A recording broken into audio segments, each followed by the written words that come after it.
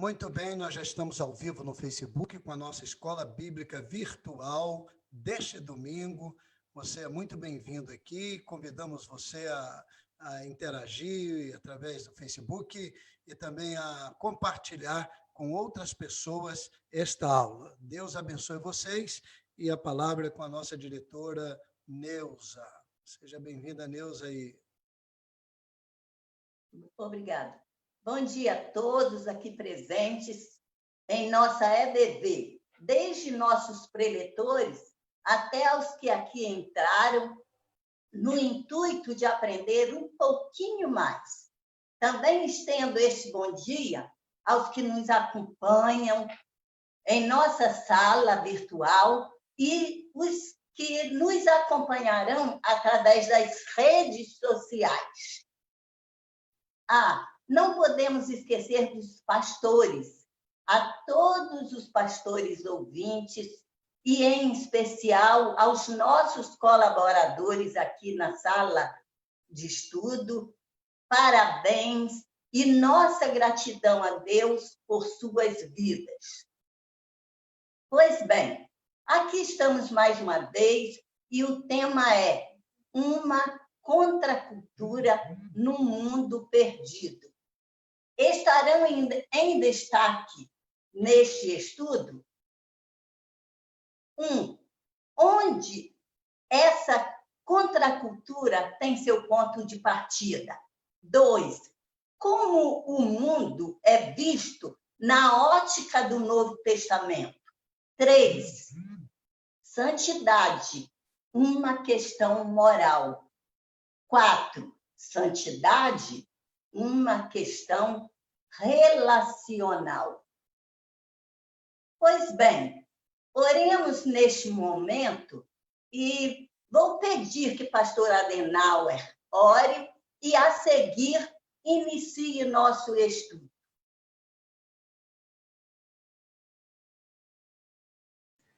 Senhor Deus, Pai bendito, nós agradecemos ao Senhor por esse dia. Agradecemos ao Senhor, meu Deus, porque o Senhor é misericordioso e o Senhor tem cuidado efetivamente de nós. Muito obrigado, Senhor Deus, pelas tuas misericórdias sobre nossa vida. Em nome de Jesus Cristo. Amém. Amém.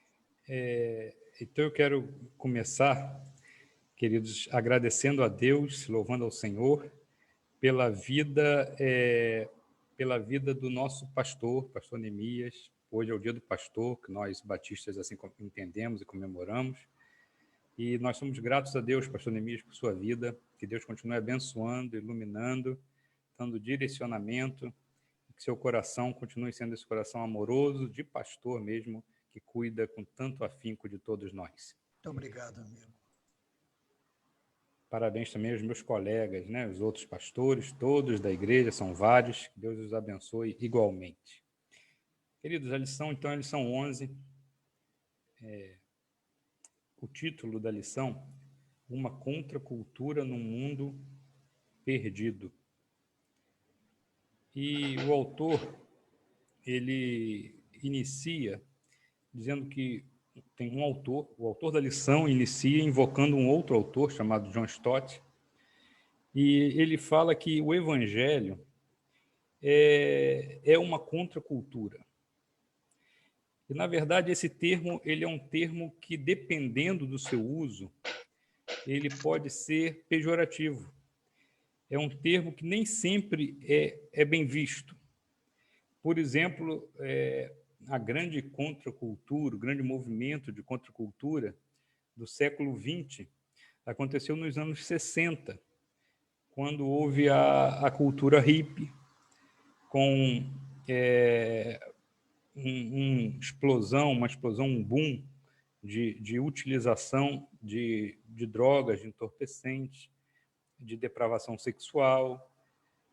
Então, nem sempre contracultura é algo bom, porque, na verdade, contracultura é todo movimento que vai contra uma cultura previamente estabelecida, uma cultura majoritária. E, naquela ocasião, então, a cultura majoritária já era, de certa forma, uma cultura cristã. Então, essa contracultura veio para combater a cultura cristã. Mas, no primórdio, e aí é o gancho perfeito que o autor tomou, quando Jesus veio para condenar a cultura então existente no mundo. Uma cultura que exaltava o pecado, uma cultura que levava o homem ao distanciamento de Deus, e onde Jesus afirma que o mundo, a estrutura mundial, jaz no maligno, está no maligno, é governada pelo maligno. Então, era necessário se contrapor a essa cultura. Não tem nada a ver com a definição mais técnica de contracultura hoje, que é levada para o lado do liberalismo, de ser contra tudo e contra todos. E não, naquele momento era ser contra, o que Jesus propunha era que os crentes, a sua igreja, deveria ser contra essa armação que já era conduzida pelas forças do inimigo no mundo espiritual, refletindo na nossa realidade terrena. Então, isso era contra a cultura. Então, o primeiro texto que ele dá de exemplo, está no primeira carta de João, capítulo 5, verso 19, e eu vou ler aqui. Sabemos que somos de Deus e que todo o mundo está no maligno. Então, se todo mundo está no maligno, é imprescindível que a igreja esteja contra esse mundo, e é que não pessoas, mas a estrutura que está no maligno.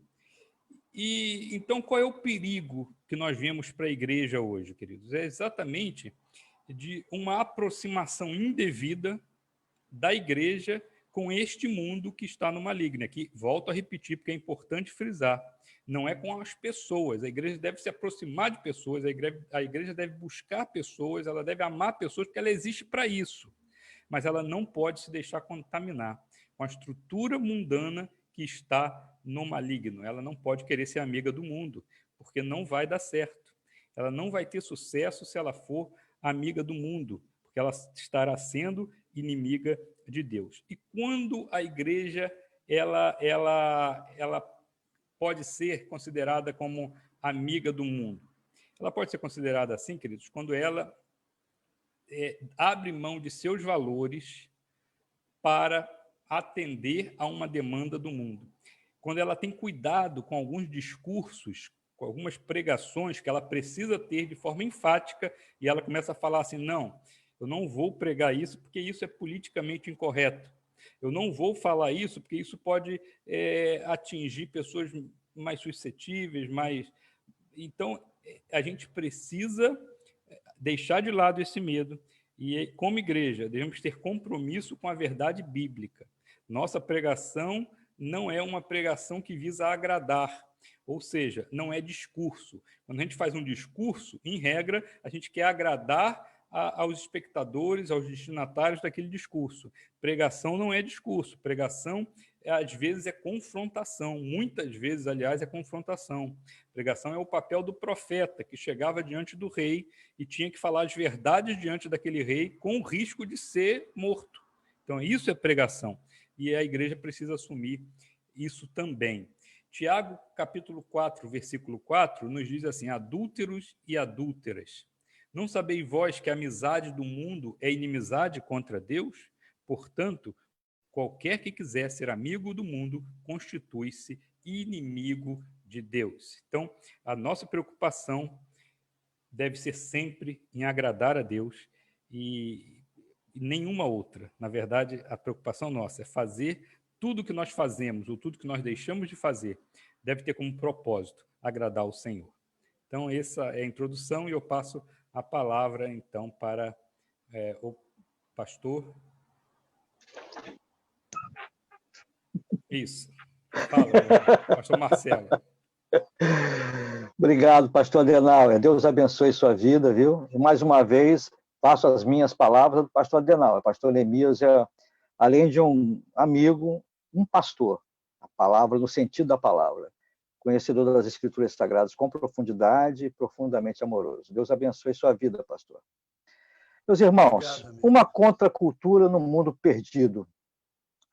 O ponto de partida, né? Foi falado do pastor John Stott, pastor e teólogo, né? Ele foi um pastor anglicano britânico e morreu em 2011. Billy Graham o chamou de o mais respeitável clérigo do mundo de hoje. E é importante que no Pacto de Lausanne ele foi um dos principais participantes, articuladores desse pacto, né? E este pastor teólogo chamou o evangelho de contracultura. Segundo ele, os cristãos devem viver em oposição à cultura do mundo. E o que vem a ser esta cultura do mundo? Eu poderia sintetizar em 3 palavras: egoísmo, vaidade e poder. Nessas 3 palavras podemos sintetizar esta cultura do mundo. Pessoas que vivem em si mesmadas, cuidando só de si e dos seus, das suas famílias, pessoas extremamente vaidosas, né? Um mundo extremamente vaidoso, e um mundo em busca de um poder, poder, e fazendo tudo para ter o poder. Não é isso que Jesus quer para nós, né? O texto que nos é colocado é Romanos 12. Eu vou ler o versículo 1 e versículo 2, na Nova Versão Internacional, NVI, diz assim: portanto, irmãos, rogo-lhes pelas misericórdias de Deus que se ofereçam em sacrifício vivo, santo e agradável a Deus. Este é o culto racional de vocês. Não se amoldem ao padrão deste mundo, mas transformem-se pela renovação da sua mente, para que sejam capazes de experimentar e comprovar a boa, agradável e perfeita vontade de Deus. Paulo, quando escreveu a Epístola aos Romanos, estava em Corinto, provavelmente no ano de 55 e 56. E Paulo, ele é uma pessoa ímpar, porque, além de judeu, foi criado na escola de Gamaliel, ele é um helenista, ou seja, ele é um cidadão romano, ele conhece a cultura romana, greco-romana, e ele consegue, a partir daí, traduzir em uma linguagem judaica para os judeus, greco-romana para os gentios, o princípio, a base fundamental do Evangelho de Cristo Jesus. E isso ele vai fazer de uma forma muito singular nestes 2 versículos que eu li anteriormente. Os valores do mundo na época de Roma parecem muito com os valores de hoje. Egoísmo, poder e vaidade. Foi esse egoísmo, esse poder, essa luta pelo poder, essa vaidade que destruiu Roma. Como naquela época, hoje ainda reside na vida humana estes valores. Pessoas que só pensam em si e no da sua família, em detrimento de outros. O conceito de família humana ainda está muito distante de nós, mas nós devemos começar a pensar assim. O conceito de ser igreja em um mundo marcado por tanto egoísmo, por tantas dores, devemos cada vez mais cultivar e ensinar. Poder, tudo para alcançar o poder, e nós vemos isso. A Bíblia é tão atual que olhamos ao nosso redor, a televisão, as mídias, e vemos a luta pelo poder de forma extrema. E a vaidade, né? Demonstrando o que se conquistou, uma vaidade vazia, sem sentido algum. Paulo, neste capítulo, vai se contrapor a isto, por isso coloca contra a cultura. Em Romanos 12, 1, portanto, irmãos, após expor o conteúdo do Evangelho, que vai do capítulo 1 ao capítulo 11 de Romanos, do capítulo 1 ao capítulo 11, é sintetizado os valores principais do Evangelho de Cristo. Agora, no capítulo 12, ele vai tratar de ética. E o autor, Isaltino, ele é um exegeta por excelência, ele vai colocar, o grego é on, ou seja, uma partícula conclusiva, com o sentido de portanto. O que se segue? Consequência da anterior. E depois do capítulo 1 ao 11, que é abordado todo o pensamento teológico, toda a vivência da fé cristã, ou seja, a teologia, capítulo 12, vamos falar de conduta, de ética. E é importante ressaltar aqui, vou repetir 2 vezes isso, o que uma pessoa crê afeta a sua conduta. Repetindo, o que uma pessoa crê afeta sua conduta. Em Efésios 4, 18 e 19, nós vemos assim, os gentios, ele está falando sobre dos gentios, obscurecidos de entendimento, alheios à vida de Deus por causa da ignorância, em que vivem pela dureza do seu coração. Versículo 19.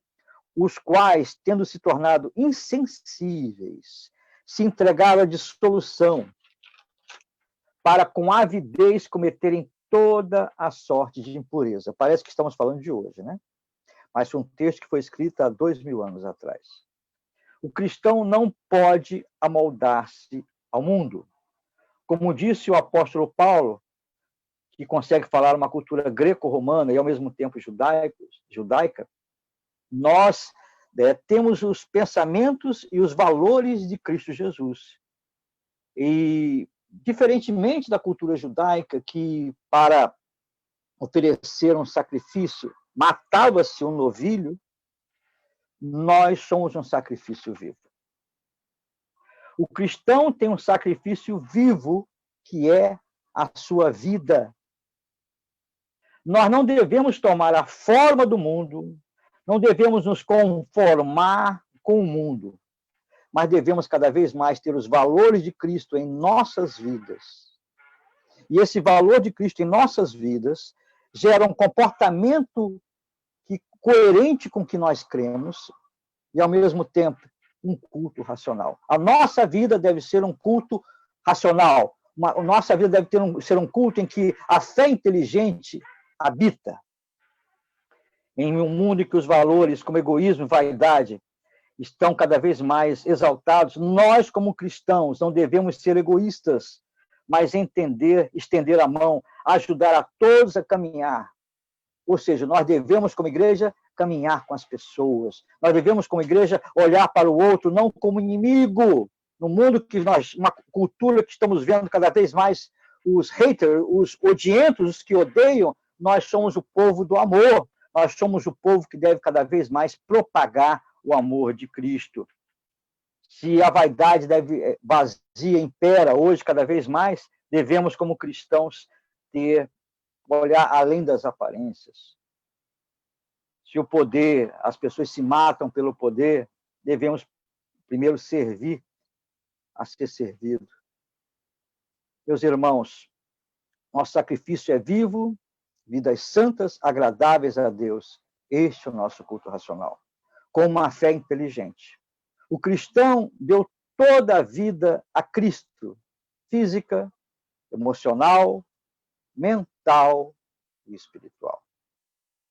Tenhamos a mente, a compreensão, os pensamentos transformados de Cristo Jesus. Ter a mente transformada é ter os pensamentos do Evangelho, do amor, da fé e da esperança. Em um mundo marcado por ódio, somos os pregadores do amor. Isso é ser contra a cultura. Em um mundo que cada vez mais se valoriza o ódio, valoriza a guerra, nós somos os pregadores do amor. Nós somos aqueles que levantam a palavra de Deus e entendem que ali expressa o amor de Deus para com o homem e o amor do homem para com o seu semelhante. Meus irmãos, a segunda parte da lição, como o Novo Testamento vê o mundo, precisamos, como Igreja de Cristo, recuperar a visão bíblica da vida. Muitos crentes são moldados pela mídia e têm uma visão romântica do mundo. Ou seja, vamos começar a ler mais as Escrituras, a nos aprofundar mais em Deus e desligar um pouco a televisão, e desligar um pouco o Facebook, desligar um pouco outras mídias sociais, irmãos. Porque essas mídias sociais, cada vez mais, estão engendrando em nosso ser pensamentos de revolta, pensamentos de ódio, pensamentos de destruição. E o que Cristo quer é construção. O que Cristo quer é uma igreja que ame e que ensine a amar. Não uma igreja aliada ao Estado. Uma igreja independente do Estado.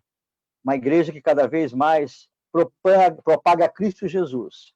Não propague homens. Como o Novo Testamento vê o mundo, porque Deus amou o mundo de tal maneira que deu seu Filho unigênito para que todo aquele que nele crê não pereça, mas tenha a vida eterna, João 3,16. É assim que o Novo Testamento vê o mundo. O mundo do Novo Testamento é um sistema de valores corrompidos, ou seja, o mundo é igual ao sistema de valores corrompidos. O mundo jaz no maligno. Essa é a visão que o Novo Testamento quer nos ensinar. A Igreja de Jesus não pode ser moldada pelo mundo, nem ceder aos seus apelos. O padrão de vida para a Igreja é o Novo Testamento, não em pesquisas de opinião ou em planos de marqueteiros eclesiásticos. A Igreja deve ser santa, separada. A Igreja não é bajuladora de pecadores. Não é bajuladora de pecadores. Em Colossenses 1, 10 a 12, diz assim, versículo 10. E isso para que vocês vivam de maneira digna do Senhor, e em tudo possam agradá-lo, frutificando em toda boa obra, crescendo no conhecimento de Deus. Meus irmãos, que sejamos um não ao egoísmo, e sim à vida, e sim à união. Sim ao amor, e não ao ódio. Não à vaidade vazia, e sim à dignidade humana e o respeito à vida. Não ao poder escravizante, e sim ao poder do amor de Cristo Jesus. Tendo esta visão, meus irmãos, que nós devemos ter a mente de Cristo, não devemos nos amoldar ao mundo nem aos valores deste mundo. Vivamos como um culto racional a Deus, vivo, santo e agradável, e que as pessoas olhem para nós, e como diz o apóstolo Paulo, sejamos cartas vivas e propaguem o amor de Cristo Jesus. Deus abençoe.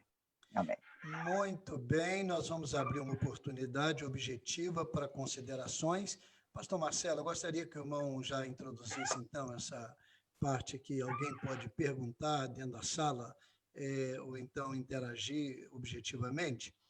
Como que a igreja vai ser uma portadora dessa cultura cristã, levar ao mundo essa cultura que se opõe ao mundo, mas, ao mesmo tempo, ser simpática ao mundo, no sentido de não se tornar uma espécie de inimiga do mundo. Como que a gente pode hoje viver esta realidade? Nós vivemos, é um ponto importante. Ou seja, ao mesmo tempo que nós não compactuamos com esses valores do mundo, né? Valores destrutivos, valores marcados pelo ódio, pelo egoísmo, pela vaidade, nós amamos as pessoas como Cristo amou as pessoas. A igreja, ela é inclusiva, ela atrai as pessoas para si, ela quer abraçar a todos. Contudo, não compactua com esses valores destrutivos que nós temos em nossa sociedade, em nosso tempo, como hoje.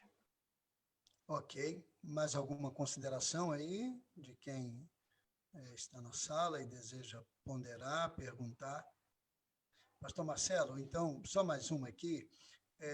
Por exemplo, o cristão, por ser cristão, está proibido e impedido de participar de atividades culturais que a sua comunidade, a sua sociedade experimenta. Como é que a gente pode transitar nessa questão? Não sei se eu fui claro. Foi, pastor. Nós vivemos no mundo, nós votamos, nós participamos de festas, nós participamos de eventos, mas só que nós estamos no mundo, mas não somos do mundo. Ou seja, nós não compactuamos com esses valores que o mundo tanto abraça, principalmente o marcado pelo ódio, principalmente o marcado pela exclusão, principalmente o marcado pela luta pelo poder. Nós devemos preferir servir a ser servido, amar, mesmo que ainda não sejamos amados. Mas o ponto nevrálgico das Escrituras Sagradas é o amor. Muito bem. Alguma consideração a mais? Senão, nós vamos prosseguir, então, ao ponto 3. E no ponto 3 nós temos o pastor Dagoberto, é isso mesmo? Isso. Muito bem, vamos lá, pastor. Mais uma vez, pastor querido, nossos parabéns pelo seu dia, viu? Agradeço mais uma vez a oportunidade de estar participando dessa EBF querida. Nós vemos na lição que o pastor Exaltino aborda, nesse tópico número 3, a santidade é moral, não litúrgica. E ele também fala que, no judaísmo, a santidade era litúrgica. Ela se expressava por ritos, né? Para ser santo, no judaísmo, era preciso praticar determinados ritos. E nós gostaríamos de ver isso na prática. O que é? Como é que os nossos queridos judeus, nossos queridos amigos judeus, que devemos tanto, praticam esse processo de santidade, né? Nós sabemos que, como o Exaltino aborda, no Evangelho é moral. Ser santo é adotar, na verdade, uma postura ética, uma postura. Mas isso aí depende exatamente de um novo nascimento. Não adianta termos dogmas, termos doutrinas sem esse novo nascimento, porque isso não vai brotar de dentro de nós. Então, nós vamos ver aqui exatamente uma prática judaica. Como é que eles praticam a santidade? Que isso aí, na verdade, é o que nós temos, a nossa cultura anterior, o nosso legado hoje vem exatamente dos nossos queridos judeus. Então, vamos apresentar aqui agora um momento aqui, algumas imagens do culto judaico, como é que eles praticam exatamente esse processo.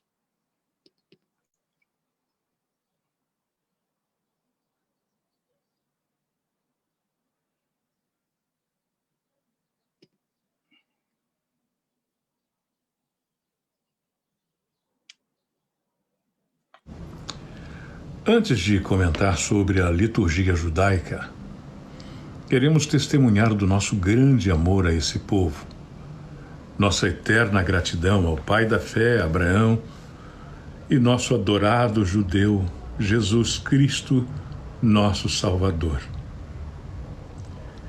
Os judeus acreditam que Javé, o Jeová em português, é o Criador do universo, o ser onipresente, onipotente, onisciente, que domina todo o universo e tem uma relação especial com seu povo, os judeus.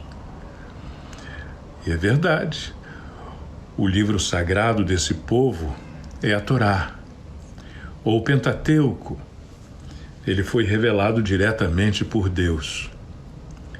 Eles creem que o nome Jeová, que eles não pronunciam, significa Eu sou quem sou. Deus, ou aquele que traz à existência tudo que existe. Ele é o único Deus e tem outros nomes pronunciáveis: Elohim, El Shaddai e Adonai, e vários outros. Os judeus, eles não comem carne de porco, cavalo, camelo, coelho, caranguejo, lagosta e camarão. Dos frutos do mar, apenas peixe com escama é permitido. Também é proibido misturar leite e carne.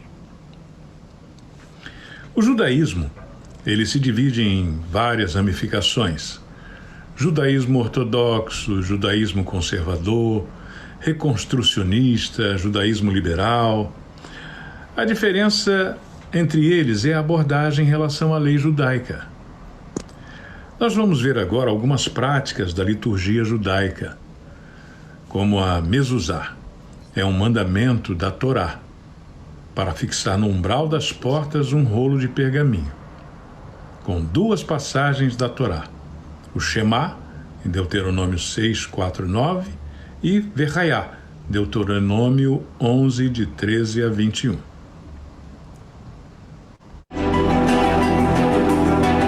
A prática de se afixar a mezuzá obedece ao mandamento que está na Bíblia, em Deuteronômio, capítulo 6, versículo 9. As escreverás nos umbrais de tua casa e nas tuas portas e em teus portões. O ato profético se constitui pelo sinal de que na residência ou estabelecimento tem em sua porta maior proteção. A mezuzá é composta de um pedaço de pergaminho que contém passagens bíblicas. E em sua mezuzá você colocará os pergaminhos com as palavras liberadas das bênçãos apostólicas a cada mês do ano de Joel. A mezuzá é fixada externamente, deve ser posto a 7 palmos de altura do chão, apontada para dentro da casa ou estabelecimento, com a extremidade de cima no lado direito de quem entra, e normalmente inclinado a 45 graus para dentro do recinto. A mezuzá deve ser colocada na porta de entrada da casa ou do estabelecimento, mas também pode ser afixada em cada umbral de cada cômodo da casa. A mezuzá é um símbolo espiritual debaixo da palavra. Deus seja meu protetor e minha sombra, à minha direita. Deus guarde a saída e a minha entrada, agora e sempre. Todas as bênçãos apostólicas são colocadas dentro da mezuzá e do lado de fora, uma palavra hebraica trinome: vida, paz e prosperidade, que tem o poder de afastar o anjo da morte. Por falar em morte, vemos aqui um curioso ritual de vida longa. Um homem deitado no interior de uma cova recém-aberta, de onde foram retirados os restos mortais de um outro que vivera longos anos. Essa prática serviria para prolongar a sua vida, uma expectativa de vida. Vemos aqui também uma senhora com uma galinha, uma ave, num ritual chamado caparô. A ave será passada sobre a sua cabeça para que sejam transferidos os seus pecados para o animal. É o dia do perdão, uma das celebrações mais importantes do judaísmo. Uma outra realidade, outro lindo ritual, é essa celebração chamada Chumash, na qual as crianças recebem sua primeira Torá, seu primeiro livro contendo as leis judaicas. Quem sabe possamos entregar uma Bíblia aos nossos meninos ao completarem 5 anos de idade, né? Depois, os queridos judeus realizam outro lindo ritual quando aos 13 anos de idade o menino celebra a idade de adulto. Ele recebe o seu teflim, um dos mais importantes rituais judaicos. São 2 caixinhas, também chamadas filactérios, onde estão 2 pergaminhos com a Shemá e a Verraiá, Deuteronômio 6 e Deuteronômio 11. A primeira é colocada na testa, entre os 2 olhos, e a outra no braço esquerdo, junto ao coração, como está na lei, Deuteronômio 6, 8.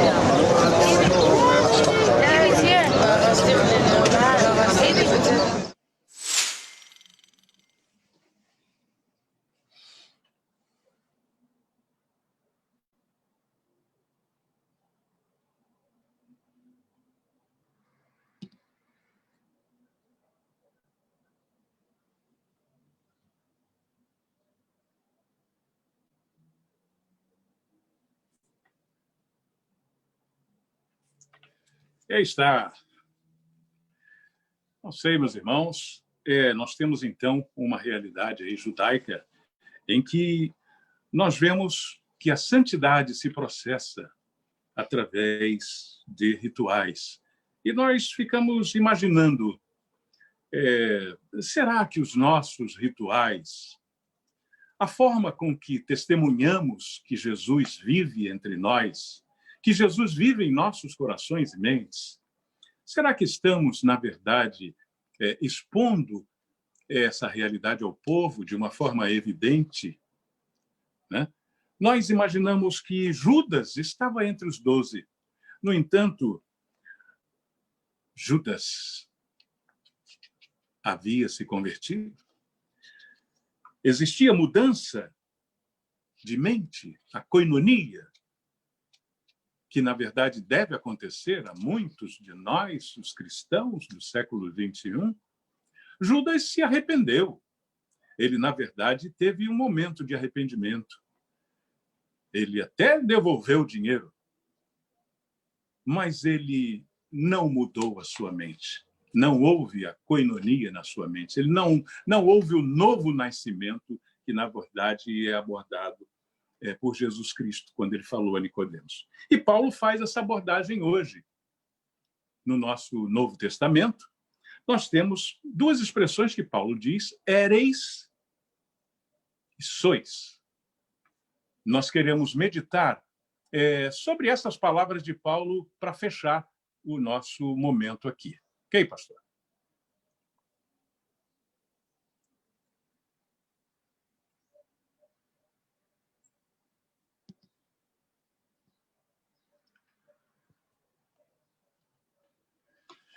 Santidade no Novo Testamento.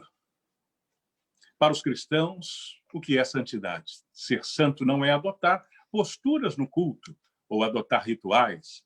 A Bíblia é aberta no Salmo 91, colocar a Bíblia na cabeça de um possesso, né? A indumentária, o véu que muitos usam, cabelos compridos em outras, né?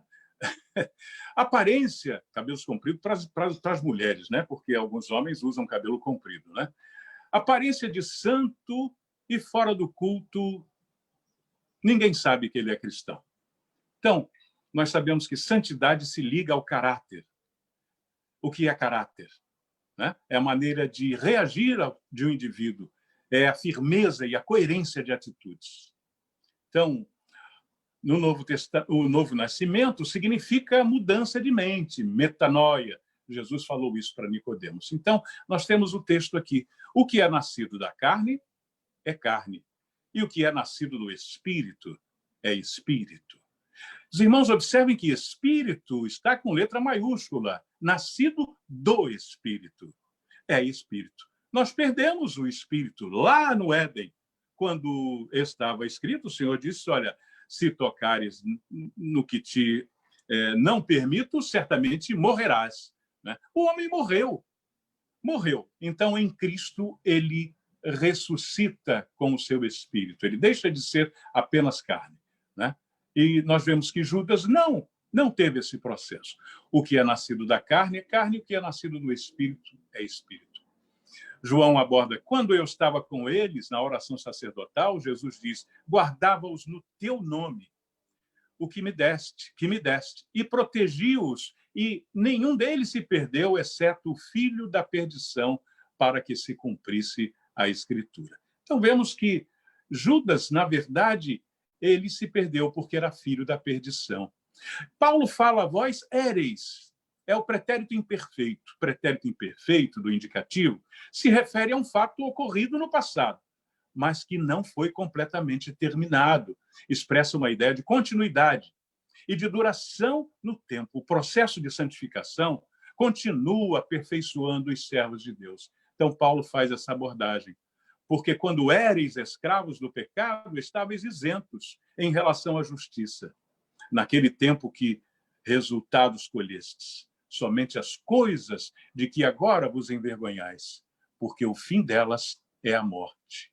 Em 1 Coríntios, ele diz, ou não sabeis que os injustos não herdarão o reino de Deus? Não vos enganeis, nem impuros, nem idólatras, nem adúlteros, nem efeminados, nem sodomitas, nem ladrões, nem avarentos, nem bêbados, nem maldizentes, nem roubadores herdarão o reino de Deus.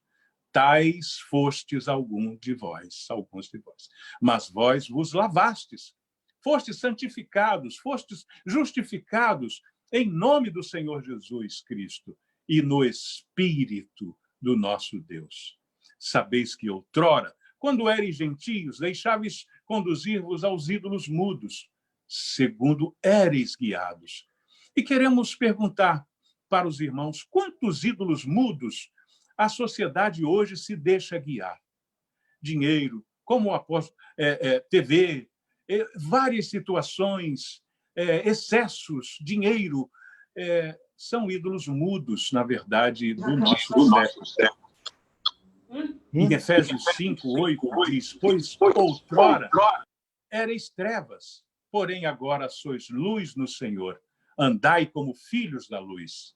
Em 1 Coríntios diz: mas vós sois dele, em Cristo Jesus, o qual se nos tornou da parte de Deus sabedoria e justiça e santificação e redenção, para que, como está escrito, aquele que se gloria, glorie no Senhor. Em 1 Coríntios 3,16, não sabeis que sois santuários de Deus e que o Espírito de Deus habita em vós? Se alguém destruir o santuário de Deus, Deus o destruirá, porque o santuário de Deus que sois é sagrado.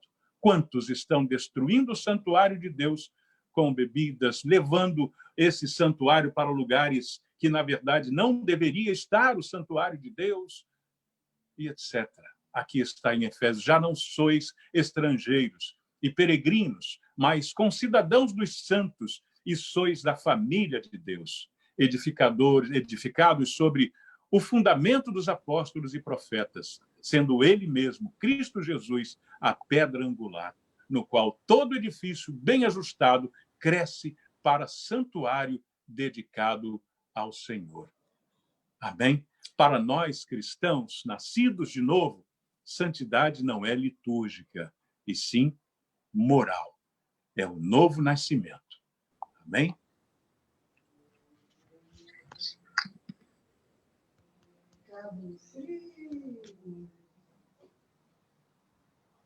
Peraí.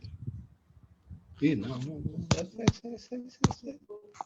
Sai. Amém. Graças a Deus. Muito bem. Terminou, pastor? Sim, meu irmão. Graças a Deus. Nós vamos Obrigado. passar ao irmão Jailton, diácono Jailton, já que nós temos 2 pontos ainda. Por favor, diácono Jailton, segue então com o 4º ponto. Bom dia a todos. Jailton. Está ouvindo, pastor? Sim, irmão, pode prosseguir, querido. Bom dia a todos, bom dia. Parabéns aos nossos pastores, pastor Neemias, parabéns, que o Senhor, que o Eterno continue conduzindo sua vida e abençoando, como tem sido bênção para nossas vidas. Amigão, né? Que Deus te abençoe. O nosso ponto agora a santidade é relacional, não mística. A santidade não é uma condição mística experimentada como uma experiência íntima e pessoal com Deus, e nem de forma isolada dos seres humanos. O autor, pastor Isaltino, ele comenta aqui na lição que na Idade Média havia os santos do poleiro, pessoas que viviam completamente isoladas de tudo e de todos, inúteis à sociedade, não ajudavam o mundo em nada. Mas não é desejo de Deus que vivamos como os eremitas, né? Isolados do mundo e de todos. Deus criou o homem e disse: não é bom que ele viva só. Né? Foi falado aqui sobre a cultura, né? E nós vemos que o mundo de hoje está altamente individualista, onde prevalece o individual sobre o coletivo.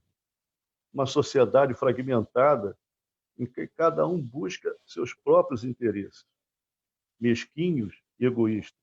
Então, além de individualista, estamos sendo agora virtual, né? Por conta da pandemia. Né? Nós estamos aqui num cenário virtual, não é isso? E nesse cenário virtual se perde contato, o abraço, a interação, a comunhão, né? Aquele olhar nos olhos. E aí, na contramão dessa cultura, está a igreja.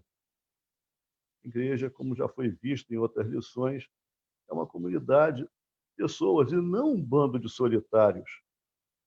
E Satanás sabe que reino dividido acaba em ruína. Como este mundo jaz no maligno, podemos até imaginar o que o inimigo fará. É a estratégia dele nos separar, nos dividir. E alguns têm caído nessa armadilha. Eles dizem, Jesus sim, igreja não. Né? Nós temos aí os desigrejados. Mas Jesus disse que edificaria a sua igreja. E eu pergunto, como alguém será edificado, cuidado, tratado, amado, estando longe da igreja? Ninguém pode ser bom teoricamente, isoladamente, mas sim no mundo real das pessoas.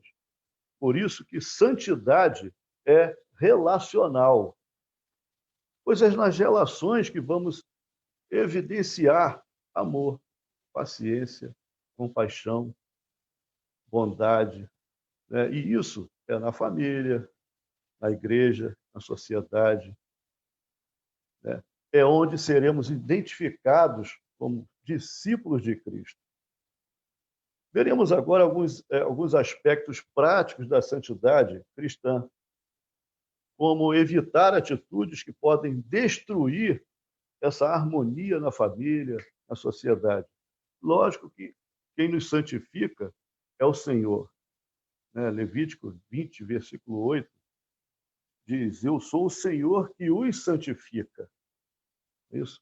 Jesus disse que sem Ele, sem o Senhor, nada podemos fazer. Então, a vontade de Deus é que sejamos santificados. Paulo falou isso aos Tessalonicenses, capítulo 4, 3. Na oração de Jesus, em João 17, também, Pai, santifica-os na verdade. A tua palavra é a verdade. Nós vamos fazer umas leituras agora de Efésios, capítulo 4. Paulo apresenta aqui alguns exemplos práticos de santidade, refletindo sobre a nova vida em Cristo. E todos esses exemplos que estarei postando aqui dizem respeito aos nossos relacionamentos. Efésios, capítulo 4, versículo 25, que diz assim, por isso, deixando a mentira, fale cada um a verdade com o seu próximo, porque somos membros uns dos outros. Né? Então, aqui, queridos, não minta, mas fale a verdade. Se estamos em Cristo, e Cristo é a verdade, não se justifica um comportamento assim da nossa parte, diferente da nossa parte. Né? Jesus afirmou que o diabo é o pai da mentira. Então, nesse primeiro versículo, a gente vê aqui o princípio, não minta, mas fale a verdade.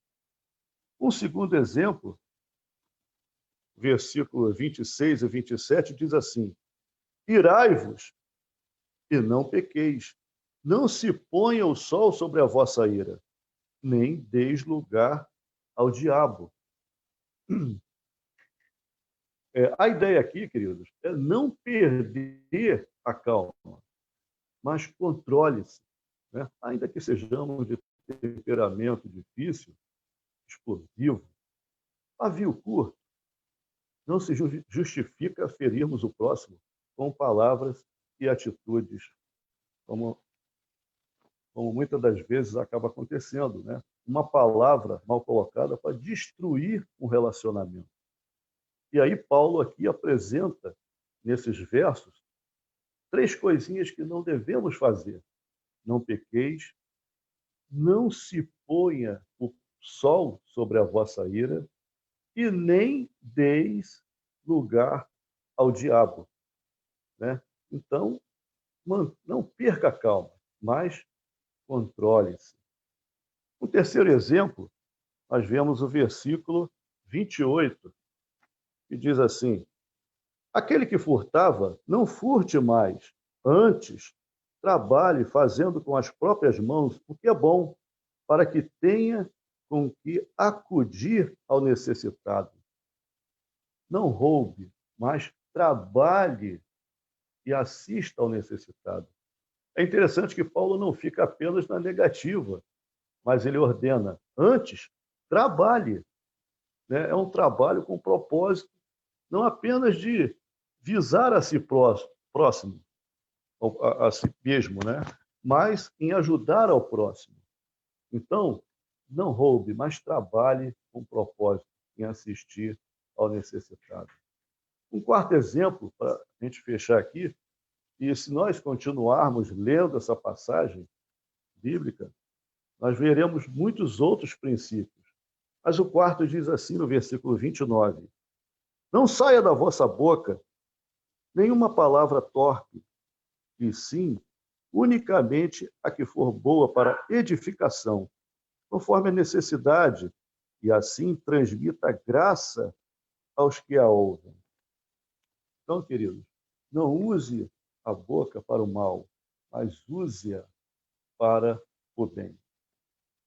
Nós passamos da velha natureza para a nova, novidade de vida. Passamos das palavras insalubres para palavras sãs. Não saia da vossa boca nenhuma palavra torta. A fala é um maravilhoso dom que Deus nos deu, mas ela pode ser usada tanto para o bem quanto para o mal. Que nossas palavras sejam usadas para abençoar, para edificar, para ajudar as pessoas.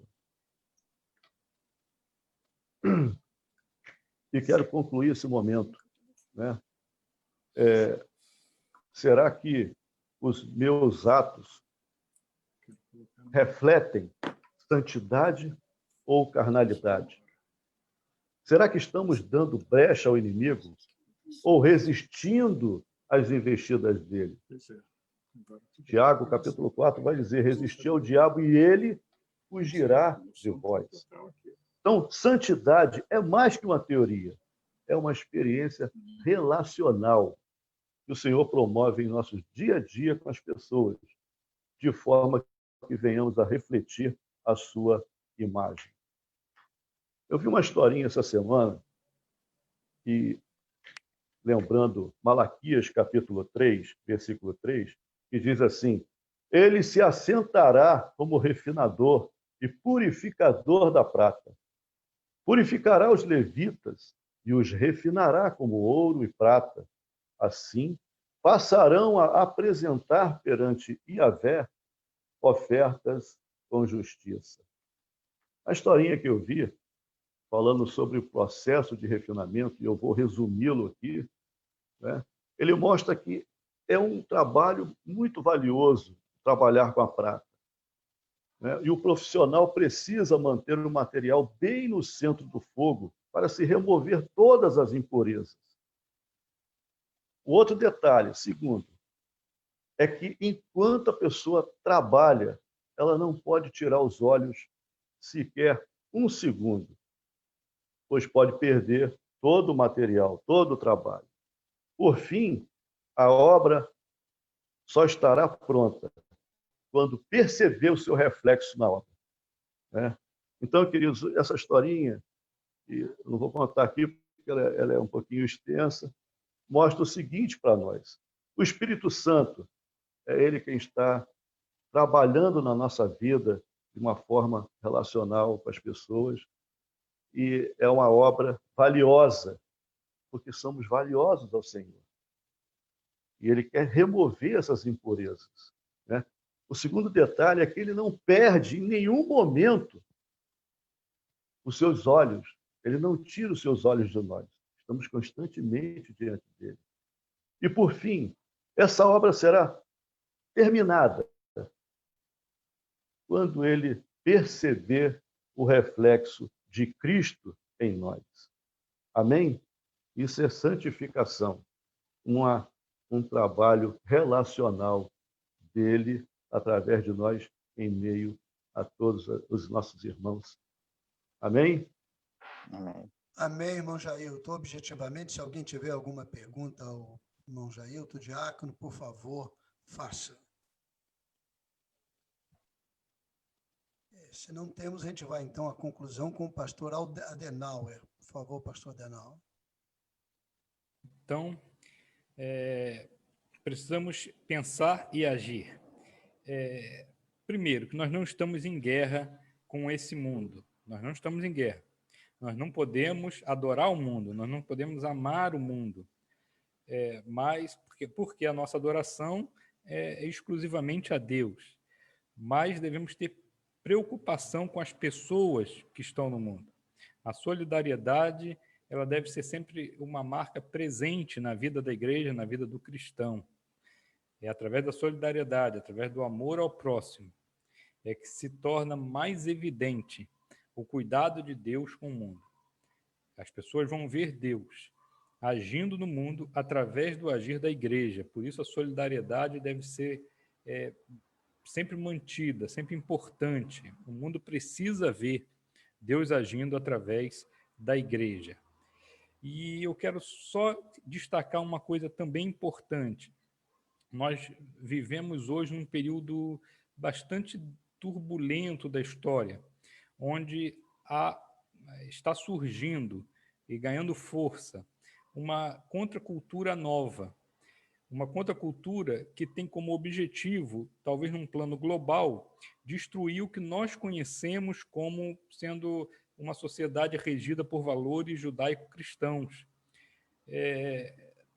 E nós precisamos ter cuidado com essa contracultura que surge, porque ainda que, vez por outra, pelas frestas, consegue-se observar o que seria uma boa intenção, na verdade, é uma tentativa de destruir aqueles valores que nós, como igreja, temos pregado há 2000 anos. Então, vamos ter cuidado para que a gente não caia em ciladas. E o que nós temos feito, o que eu tenho feito, o que você tem feito para demonstrar solidariedade? Aqui eu acho até que essa pergunta ela pode ser um pouco melhor formulada. O que você tem feito para exercer solidariedade? A solidariedade não precisa ser necessariamente demonstrada, ela é vista na medida em que ela é exercida, que ela é praticada. Então, devemos praticar solidariedade, devemos ser solidários, ter amor ao próximo e agir para minorar o mal que o outro sofre. Então, como é que a gente vai fazer isso? Como nós temos agido? Como nós podemos agir? O que nós temos feito e o que nós podemos fazer? Qual é essa diferença de potencial que é o nosso foco? É aquilo que nós já temos feito e aquilo que nós podemos fazer, e é isso que nós devemos galgar, isso que nós devemos alcançar. Então, que o Senhor nos ilumine como igreja, para que nós consigamos, exercendo plenamente o ministério que Deus confiou a cada um de nós, a cada crente, a exercer solidariedade, ajudar o próximo e sermos, então, a mão visível de Deus nesse mundo tão corrompido. Que Deus abençoe sua vida. Retorno a palavra ao pastor Neemias. Muito bem, pastor Adenal, muito obrigado. Você, então, teve essa aula hoje, que trabalhamos a questão da cultura, a igreja. Muitas vezes esse conflito se apresenta, mas a proposta de todos os professores aqui e de todos nós como igreja foi mostrar que a igreja não está em guerra contra o mundo. A igreja está mostrando ao mundo uma sinalização para que o mundo se encontre com a proposta que Deus tem para a sua retomada, a sua reconciliação. Toda a conspiração atual do mundo é para uma proposta individualista. A igreja mostra que o coletivo deve prevalecer. A proposta é sempre do ter e poder, e a igreja deve mostrar que o que deve prevalecer é o ser. Normalmente se vê a cultura do bateu, levou, e a igreja deve entender e mostrar às pessoas que o lado do rosto, o outro lado, deve ser oferecido. Muitas vezes a proposta que chega até nós é uma proposta de sucesso, medida pelos padrões, muitas vezes conquistados, esse sucesso conquistado através de atitudes desonestas. E a igreja está aqui para sinalizar que o que deve prevalecer é o caráter.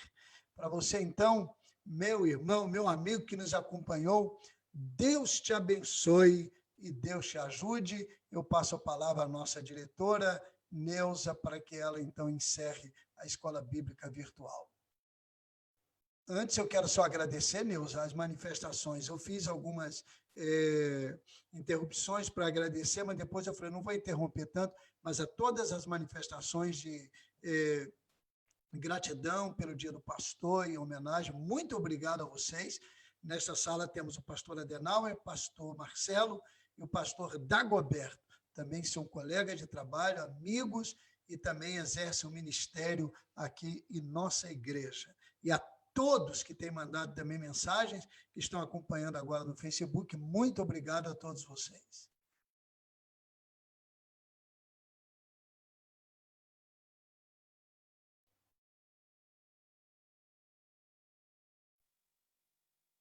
Pois bem, ouvindo aí? Sim, né?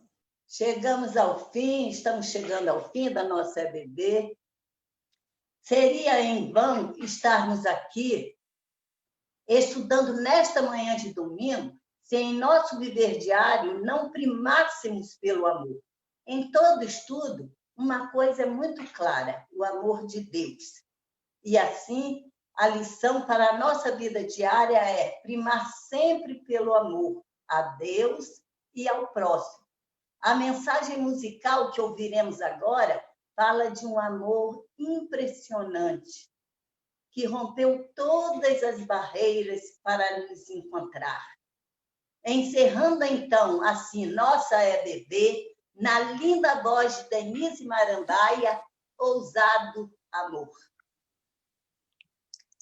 Obrigada, querida, por me dar mais esta oportunidade de adorar o nosso Senhor por esse amor tão lindo, imensurável, um amor incrível, um amor infindo, um ousado e infinito amor de Deus. Vamos adorar o Senhor com essa canção.